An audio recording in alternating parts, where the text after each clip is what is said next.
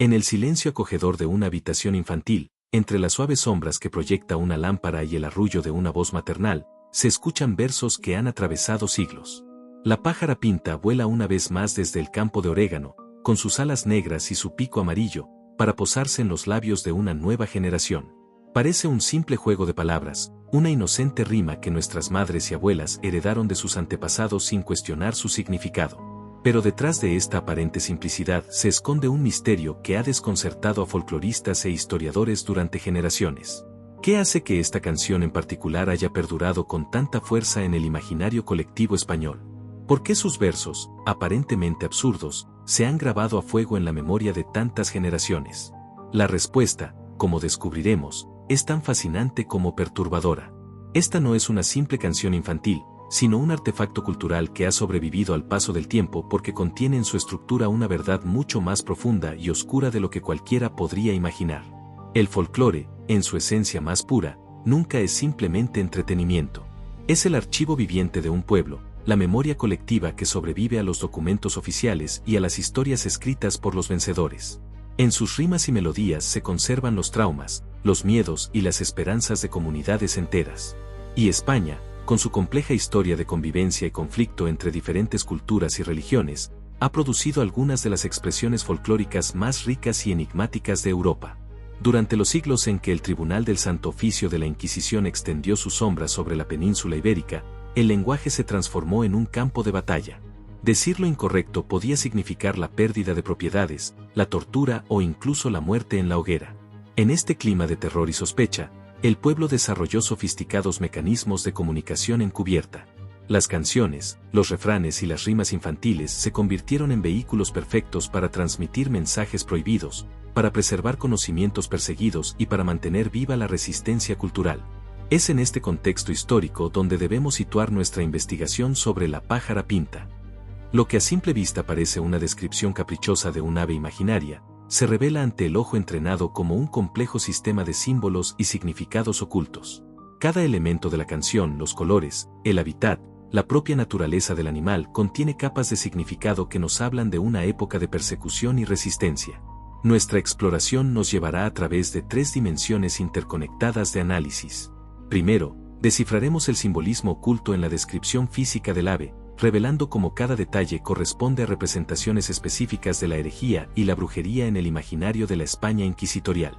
Segundo, examinaremos la función social de la canción como herramienta de adoctrinamiento y control, mostrando cómo servía para inculcar los valores ortodoxos y marcar los límites de lo aceptable. Y tercero, exploraremos la posibilidad de que la misma canción haya funcionado simultáneamente como un código de resistencia para las comunidades perseguidas, permitiéndoles identificarse y preservar sus tradiciones bajo la nariz misma de sus opresores. Esta es, en esencia, la historia de cómo el miedo, la persecución y la sangre del Santo Oficio se escondieron tras una aparentemente inocente canción de cuna. Es el relato de un ave que no era un ave, de un código que sobrevivió a sus creadores, y de un mensaje secreto que ha esperado siglos para ser descifrado. Prepárense para escuchar la pájara pinta por última vez como lo hicieron en su infancia, porque después de hoy, nunca volverán a verla con los mismos ojos. Al adentrarnos en el análisis de la letra de la pájara pinta, nos encontramos con que lo que parece una simple descripción poética es en realidad un retrato cuidadosamente construido utilizando el lenguaje simbólico de la España medieval y renacentista. Cada elemento de la canción funciona como una pieza de un rompecabezas iconográfico que, una vez ensamblado, revela una imagen muy diferente a la de un simple pájaro fantástico. Comencemos por el color negro de sus alas. En el contexto de la Europa premoderna, el negro no era simplemente un color más en la paleta cromática. Representaba la ausencia de luz, y por extensión, la ausencia de la gracia divina. Era el color del luto, pero también de lo oculto, lo prohibido y lo demoníaco. Los manuales de caza de brujas, como el infame Malleus Maleficarum o Martillo de las Brujas, describían con frecuencia a los familiares del diablo, entidades que servían a las brujas como criaturas negras. Gatos, cabras, cuervos y otros animales de pelaje oscuro eran vistos como encarnaciones posibles de estos espíritus malignos. Las alas negras de la pájara pinta, por tanto, no corresponden a la descripción de ningún ave común de la península ibérica. El mirlo, el cuervo o la grajilla podrían venir a la mente, pero la canción especifica que se trata de una pájara, término que generalmente se aplica a aves de menor tamaño. Esta incongruencia nos señala que no estamos ante una descripción ornitológica, sino ante una construcción simbólica. Las alas negras son el atributo de una criatura que vuela en la oscuridad, tanto literal como metafóricamente. Es una entidad que se mueve en los espacios prohibidos, alejada de la luz de la verdad divina. El segundo elemento cromático, el pico amarillo, completa esta representación simbólica con una carga adicional de significado. El amarillo, en la tradición iconográfica cristiana, era el color de la traición y la falsedad. Esta asociación tiene sus raíces en la representación medieval de Judas Iscariote, quien frecuentemente era pintado con una túnica de color amarillo pálido para señalar su condición de traidor. Pero el simbolismo del amarillo en la España inquisitorial iba mucho más allá de esta referencia bíblica. Durante los autos de fe, a los condenados por el Tribunal de la Inquisición se les hacía vestir sanbenitos túnicas penitenciales que incluían el color amarillo como marca de infamia. Específicamente, los judíos conversos acusados de practicar su antigua fe en secreto, los llamados marranos, eran obligados a llevar este color como señal de su apostasía. El pico amarillo de la pájara pinta, por tanto, no es el atributo de un canario alegre o de un jilguero vibrante. Es la herramienta afilada y engañosa de un ser que pica la fe verdadera, que siembra la duda y propaga herejías. Habla con lengua de serpiente, usando su elocuencia para corromper a los fieles. La localización geográfica especificada en la canción El campo de orégano constituye el tercer elemento clave en este sistema simbólico. El orégano no es una cosecha básica como el trigo o la cebada, ni un cultivo noble como la vid o el olivo. Es una hierba aromática, asociada con la medicina tradicional, la cocina y, significativamente, con las prácticas de la brujería popular.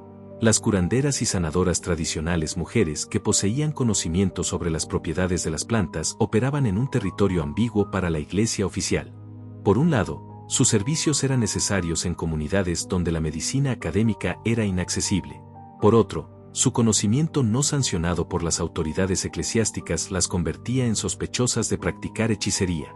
Un campo de orégano representa así el espacio liminal donde el saber tradicional coexiste con lo prohibido. Es el dominio de la mujer que conoce los secretos de la naturaleza, un territorio que la Iglesia veía con recelo y que frecuentemente asociaba con pactos demoníacos. La palabra pinta en el nombre del ave merece una consideración especial. En el español medieval y moderno temprano, pinto o pinta significaba marcado o señalado. Este término se usaba despectivamente para referirse a los conversos judíos y musulmanes convertidos al cristianismo cuya lealtad a la nueva fe era puesta en duda. Eran individuos marcados por su ascendencia, permanentemente sospechosos de practicar en secreto sus religiones originales. La pájara pinta, por tanto, es la representación codificada de la mujer hereje o bruja, una figura marcada o señalada, pinta, que vuela con las alas del mal, negras, propaga su doctrina falsa con su pico traicionero, amarillo, y practica su saber prohibido en espacios fuera del control eclesiástico, campo de orégano. La canción no describe un ave fantástica, sino que ofrece una cartografía simbólica de la alteridad religiosa y cultural que el poder inquisitorial buscaba erradicar. Para comprender plenamente el significado de la pájara pinta es necesario sumergirse en el clima psicológico de la España inquisitorial, un periodo histórico donde el miedo se había institucionalizado y la sospecha se había convertido en una herramienta de gobierno. El Tribunal del Santo Oficio no era simplemente una institución judicial, era una máquina de control social cuya eficacia dependía de su capacidad para generar y mantener un estado constante de paranoia colectiva. La Inquisición española, establecida en 1478 por los Reyes Católicos, se diferenciaba de otros tribunales eclesiásticos europeos por su dependencia directa de la corona y por el alcance extraordinario de su jurisdicción. Su propósito declarado era proteger la ortodoxia católica, pero en la práctica funcionaba como un instrumento para consolidar el poder real y homogenizar culturalmente los diversos reinos que conformaban la península ibérica. Su método operativo se basaba en la delación, el secreto procesal y la publicidad espectacular de los castigos. El auto de fe, la ceremonia pública donde se leían las sentencias de los condenados, era la puesta en escena culminante de este teatro del terror. En estas elaboradas ceremonias, que podían durar todo el día y atraer a miles de espectadores, el poder del tribunal se manifestaba en toda su magnificencia siniestra. Los condenados desfilaban con sus sanbenitos, escuchaban sus sentencias, y los relajados al brazo secular entregados a las autoridades civiles para su ejecución eran llevados a la hoguera. El olor a carne quemada se impregnaba en la memoria colectiva, recordando a todos el precio de la disidencia. En este contexto de terror institucionalizado, la pájara pinta funcionaba como una herramienta de adoctrinamiento y control social. Los niños, al cantar sus versos aparentemente inocuos, internalizaban sin saberlo la iconografía del mal que el poder inquisitorial quería grabar en sus mentes. Aprendían que lo pinto, lo marcado, lo diferente era peligroso y debía ser evitado. Asimilaban la asociación entre ciertos colores y atributos con la herejía y la traición. La canción operaba como una especie de vacuna cultural, exponía a los más jóvenes a versiones simbólicas y atenuadas de los conceptos que el tribunal quería erradicar, creando así anticuerpos psicológicos contra la tentación de la disidencia religiosa. Al cantar sobre la pájara pinta, los niños aprendían a reconocer y rechazar simbólicamente las características asociadas con la alteridad religiosa. Pero la lección más siniestra de la canción estaba dirigida específicamente a las mujeres. En la sociedad patriarcal de la España moderna, las mujeres ocupaban una posición particularmente vulnerable frente al aparato inquisitorial. La partera que usaba sus conocimientos tradicionales para facilitar partos, la curandera que preparaba infusiones con hierbas medicinales, la mujer soltera o viuda que vivía con cierta independencia económica, todas ellas encarnaban, en mayor o menor medida, la figura de la pájara pinta. Estas mujeres volaban solas en un sentido metafórico, operaban fuera de las estructuras de control patriarcal directo, poseían conocimientos que las hacían valiosas pero también sospechosas, y con frecuencia establecían redes de solidaridad femenina que escapaban a la supervisión masculina. Para la mentalidad inquisitorial, esta autonomía relativa era profundamente perturbadora y frecuentemente se interpretaba como evidencia de complicidad con fuerzas demoníacas. Imaginemos entonces a una madre cantándole la pájara pinta a su hija en la intimidad del hogar. Este acto aparentemente tierno contenía un mensaje subliminal de advertencia y disciplinamiento social. Mira, hija, así son las que vuelan solas, las que saben demasiado, las que están pintadas. Si actúas así, si destacas, si desarrollas conocimientos especializados, si afirmas tu independencia, te señalarán. Te convertirás en el objetivo del poder. La canción funcionaba así como el gemelo malvado de Arrullos, como Duérmete niño. No pretendía calmar o arrullar, sino alertar y amedrentar. Era el eco de un miedo colectivo tan profundo que había logrado filtrarse en los momentos más íntimos de la socialización infantil, en la relación entre madre e hija. Cada repetición de la rima reforzaba los límites invisibles de lo aceptable, recordando a las mujeres los riesgos de transgredir los roles de género establecidos. Esta función disciplinaria de la canción se veía reforzada por su cualidad memorística. La estructura simple, la rima fácil y la melodía pegadiza aseguraban su transmisión de generación en generación, convirtiéndola en un vector perfecto para los valores que el poder quería inculcar. Mientras los edictos inquisitoriales podían ser olvidados y los sermones eclesiásticos podían ignorarse, la canción infantil se grababa en la memoria desde la más tierna infancia, operando en un nivel preconsciente que la hacía particularmente eficaz como herramienta de control social. La historia de la opresión es siempre, simultáneamente, la historia de la resistencia. Frente al aparato aplastante del Santo Oficio, las comunidades perseguidas desarrollaron sofisticadas estrategias de supervivencia cultural. Una de las más efectivas fue la criptografía folclórica, el arte de esconder significados prohibidos dentro de formas aparentemente inocuas. Y es aquí donde la pájara pinta revela su dimensión más fascinante y paradójica. Las comunidades conversas judíos y musulmanes obligados a convertirse al cristianismo se enfrentaban a la aniquilación cultural. Sus tradiciones religiosas, sus prácticas culturales, sus conocimientos ancestrales, todo estaba prohibido bajo pena de muerte. ¿Cómo preservar una identidad colectiva en estas condiciones?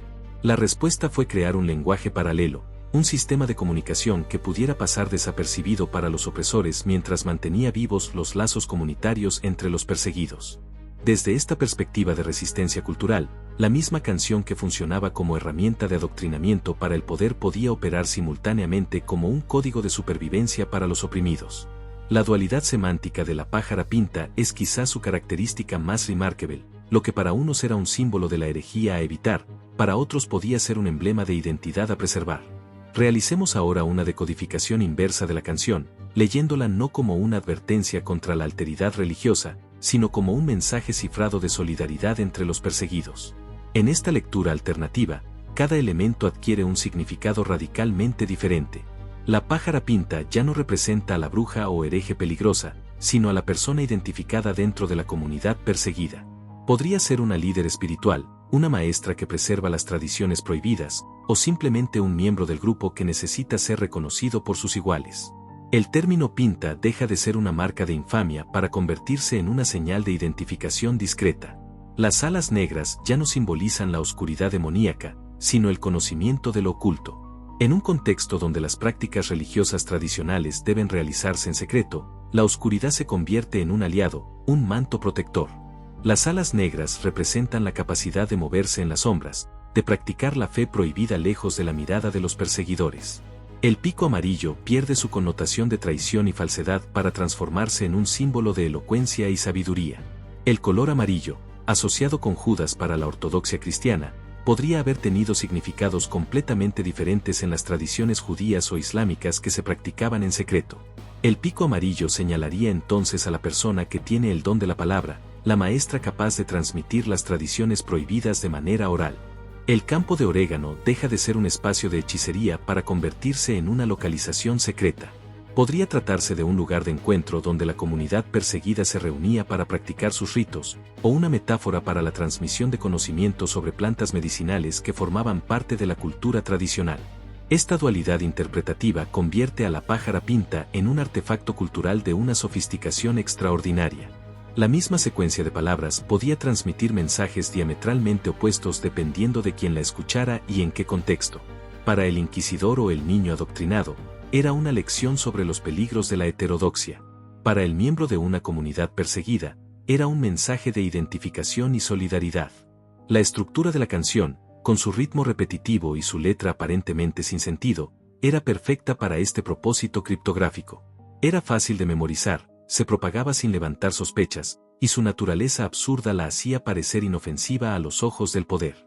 Los inquisidores podían oírla cantar en las plazas y los patios de juego y considerar que era solo una tontería infantil sin importancia. Mientras tanto, los iniciados podían escuchar el mismo verso y entender, la persona señalada viene del lugar de encuentro secreto.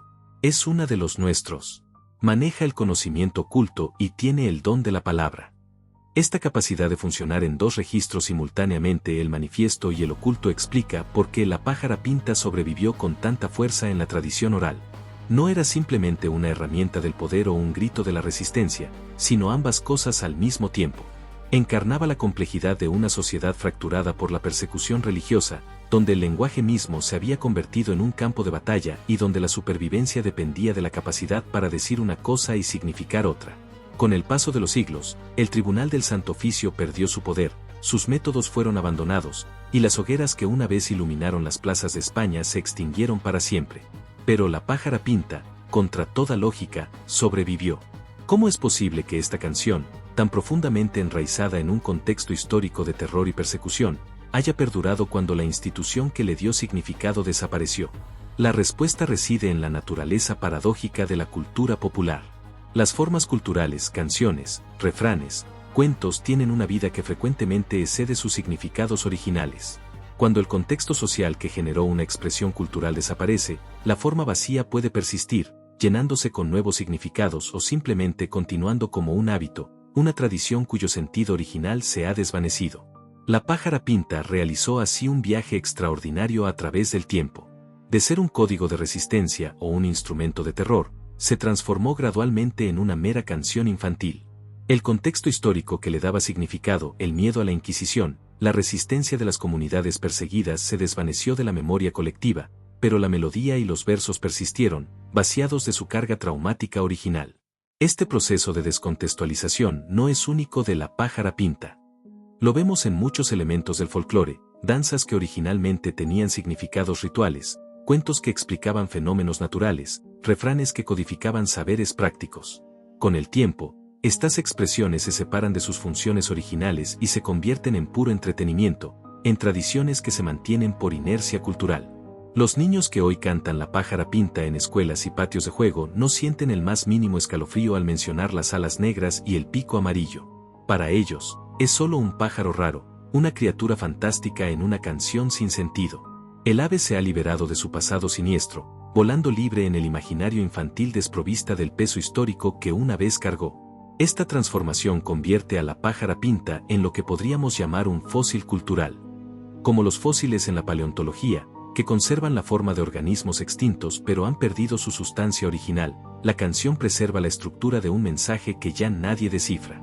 Es el testamento de una época en la que el miedo era tan omnipresente que se había infiltrado en las canciones de cuna, en los juegos infantiles, en los momentos más aparentemente inocuos de la vida cotidiana. Pero los fósiles culturales, a diferencia de los paleontológicos, nunca están completamente muertos. Bajo la superficie de su significado aparente, conservan la huella de su origen traumático. Aunque ya no nos hablan explícitamente de la Inquisición, nos hablan de la capacidad del folclore para digerir los capítulos más oscuros de la historia humana. Nos recuerdan que la cultura no es solo celebración y entretenimiento, sino también el lugar donde una sociedad procesa sus traumas colectivos. El legado último de La pájara pinta es una lección sobre la resiliencia de la cultura popular y las complejas relaciones entre el poder, la resistencia y la memoria. Nos muestra cómo el mismo artefacto cultural puede servir a intereses opuestos, como puede ser simultáneamente un instrumento de opresión y un vehículo de supervivencia. Y nos enseña que las expresiones aparentemente más simples e inocentes de una cultura pueden esconder las historias más complejas y perturbadoras. El ave se fue, como dice la canción, pero la sombra de sus alas negras aún se proyecta, tenue e imperceptible, sobre nuestra memoria colectiva. En cada repetición de sus versos, en cada nueva generación que la canta sin entender su significado original, se preserva no solo una melodía, sino el eco lejano de un tiempo en el que cantar lo incorrecto podía costarte la vida, y en el que hasta las canciones infantiles estaban cargadas de significados peligrosos. Al final de nuestro viaje a través de los significados ocultos de La pájara pinta, nos queda una apreciación más profunda de la complejidad del folclore y de las formas en que la historia deja su huella en las expresiones culturales más aparentemente simples. Lo que comenzó como una investigación sobre una canción infantil nos ha llevado a través de los vericuetos de la historia española, desde los autos de fe de la Inquisición hasta las estrategias de resistencia de las comunidades perseguidas. Hemos descubierto que esta aparentemente inocente rima es en realidad un palimpsesto cultural, un texto donde se superponen múltiples capas de significado. En su nivel más superficial, es la descripción caprichosa de un ave fantástica. Un poco más profundo, revela su función como herramienta de adoctrinamiento en una sociedad traumatizada por la persecución religiosa. Y en su estrato más profundo, nos muestra su potencial como código de supervivencia para aquellos que vivían bajo la amenaza constante del Santo Oficio. La dualidad fundamental de La pájara pinta, su capacidad para ser simultáneamente un instrumento del poder y un vehículo de resistencia, es quizás la lección más importante que nos ofrece. Nos recuerda que la cultura nunca es monolítica, que siempre existe un espacio para la ambigüedad, la reinterpretación y la apropiación por parte de los grupos subalternos. Frente al aparato aplastante de la Inquisición, las comunidades perseguidas encontraron en el folclore un territorio donde podían preservar su identidad y sus tradiciones. Hoy, cuando La pájara pinta vuela una vez más desde el campo de orégano en la voz de un niño, lo hace liberada del peso de su historia. Pero para nosotros, que hemos descifrado sus secretos, nunca volverá a ser la misma. En sus alas negras llevará siempre la memoria de un tiempo en el que el miedo se colaba en las canciones de cuna, y en su pico amarillo, el recuerdo de aquellos que encontraron en el folclore un refugio contra la persecución. El estudio de canciones como La pájara pinta nos invita a escuchar con nuevos oídos no solo esta rima en particular, sino todas las expresiones aparentemente simples de nuestra cultura. Nos desafía a preguntarnos qué otras historias se esconden tras las nanas, los refranes y los juegos infantiles que hemos heredado. Y sobre todo, nos recuerda que la cultura, en su esencia más profunda, es el lugar donde una sociedad negocia sus miedos, preserva sus traumas, y en última instancia, encuentra formas de sobrevivir a sus capítulos más oscuros. La pájara pinta, al final, es mucho más que un ave imaginaria. Es un testimonio de la capacidad humana para crear belleza y significado incluso en los contextos más opresivos. Es un recordatorio de que la cultura, como el ave de la canción, siempre encuentra la manera de volar, de traspasar fronteras, de sobrevivir al paso del tiempo y de llevar consigo, en sus alas, la memoria de quienes la crearon y la transmitieron a través de las generaciones.